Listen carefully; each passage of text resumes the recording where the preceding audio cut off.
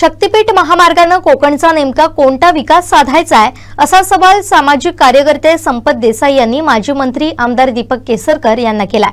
दीपक केसरकर यांनी शक्तीपीठ महामार्गाच्या समर्थनार्थ केलेल्या वक्तव्यावर प्रतिक्रिया देताना ते बोलत होते।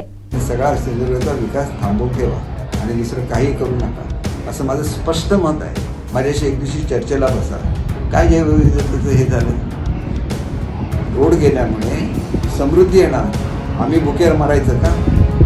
तुम्ही रक्षण केलं का? आम्ही 60% जास्त ग्रीन कव्हर आम्ही राखलेलं आहे। तुमच्यापैकी कोण आला होता आजच्या गोष्टी करणार? कोण आला होता तिथं हे राखायला? आमच्या लोकांनी जंगलं राखलेली आहे। तर मी ठाम माझ्याच भागातून जातो, मी ठाम माझा पाठिंबा आहे। फक्त मला फडणवीस साहेबांना आणि शिंदे साहेबांना एकच सांगायचं आहे की हा जो मार्ग येतो, जसा तुम्ही नागपूरहून येणाऱ्या समृद्धी मार्गाला वाढवण बंदराला जोडतो, तसा आमचा हा मार्ग रेडी बंदराला जोडा, एवढंच माझी मागणी आहे, बाकी काय नाही। सावंतवाडी विधानसभा मतदारसंघाचे आमदार दीपकभाई केसरकर यांचं एक विधान नुकतंच ऐकायला मिळालं। त्यांनी असं म्हटलेलं आहे की कोकणचा विकास आणि कोकणची समृद्धी होण्यासाठी शक्तीपीठ महामार्गाला माझा ठाम असा पाठिंबा आहे।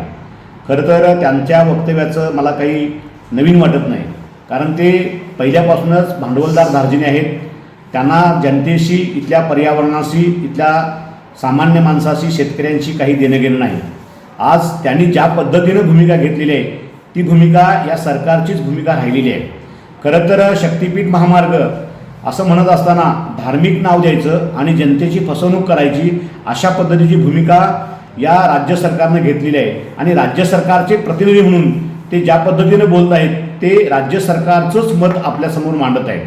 खरं तर आज भांडवलदारांचा एक मोठा दबाव आज राज्य सरकारवर आहे। म्हणजे यामध्ये स्टील इंडस्ट्री असेल, सिमेंट इंडस्ट्री असेल, किंवा ऊर्जा इंडस्ट्री असेल, किंवा याबरोबरच ऑटोमोबाईल इंडस्ट्री असेल, या चारही इंडस्ट्रीचा एक मोठा दबाव राज्य सरकारवर आहे। आणि या दबावातूनच राज्य सरकारनं शक्तीपीठ महामार्गाची आखणी केलेली आहे। खरं तर शक्तीपीठ महामार्ग हा लोकांच्यासाठी नाही, जनतेसाठी नाही, तो केवळ भांडवलदारांचे हित जपण्यासाठी केलेला असं आमचं स्पष्ट मत आहे। हा शक्तीपीठ महामार्ग आणून कोकणाचा नेमका कोणता विकास दीपकभाई केसरकरांना साधायचा आहे असा आमचा प्रश्न आहे।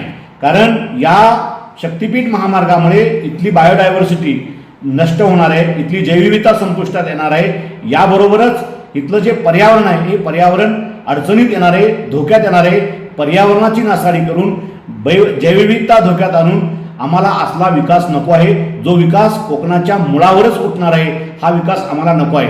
त्यामुळे कोकणाच्या वर डोक्यावर असलेला आजरा तालुका असेल किंवा सावंतवाडी दोडामार्ग तालुका असेल, या तालुक्यातून आम्ही जनतेच्या बाजूनं जनतेला सोबत घेऊन शक्तीपीठ महामार्गाला सर्व शक्तीनिशी विरोध करणार आहोत। आमचे दिवसभरातले सर्व अपडेट्स, ताज्या घडामोडी आणि थेट लाईव्ह पाहण्यासाठी सबस्क्राईब करा, लाईक करा कोकणचं नंबर 1 महा चॅनल कोकण 7 लाईव्हचं YouTube चॅनल।